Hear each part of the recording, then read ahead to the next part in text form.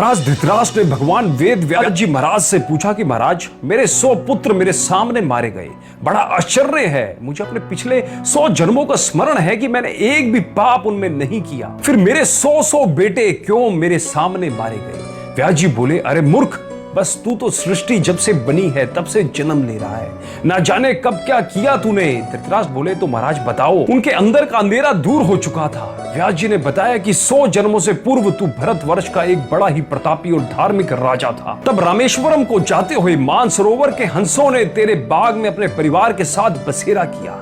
एक हंस की हंसनी गर्भवती थी, वह तुम्हारे पास आया और तुमसे निवेदन किया, मैं अपनी गर्भवती पत्नी को बाग में छोड़े जा रहा हूँ, और वह हंस रामेश्वरम चला गया। इधर उस हंसनी ने 100 बच्चों को जन्म दिया। तुमने उन्हें चुगने के लिए मोती दिए, पर एक दिन तुम्हारे रसोइये ने एक हंस के बच्चे को पकाकर तुझे खिला दिया।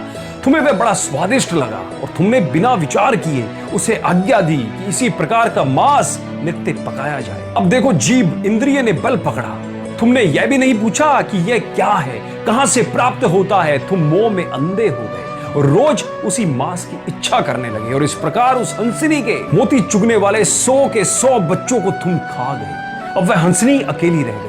हंस रामेश्वरम यात्रा से वापस आया तो हंसनी से पूछा कि ये क्या और कैसे हुआ। उसने कहा कि राजा से ही पूछो।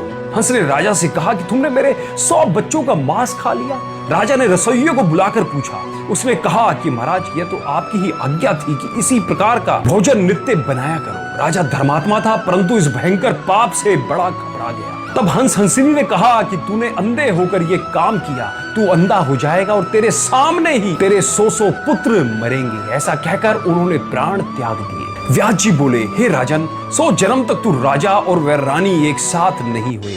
अब तुम दोनों इस जन्म में राजा और महारानी बने हो, तो यह घटना घटित हुई और उस जन्म के उस कर्म का फल तुम्हें भोगना पड़ा। दोस्तों, जिंदगी में खुद से किया गया या किए जाने वाला कोई भी काम हमारा कर्म होता है, और कर्म 2 प्रकार के ही होते हैं, या तो अच्छे कर्म या फिर बुरे कर्म।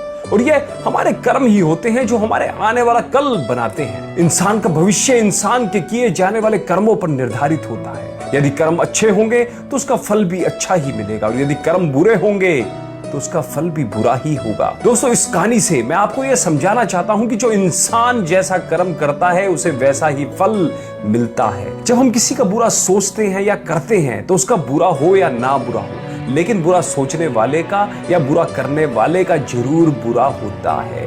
कहते हैं भगवान के घर देर है अंधेर नहीं।